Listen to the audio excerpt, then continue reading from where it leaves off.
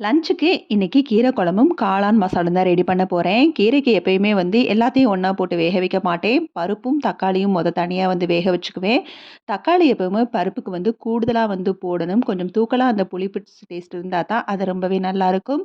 அதே மாதிரி நான் புளியும் சேர்க்க மாட்டேன் கீரை கடைசலுக்கு.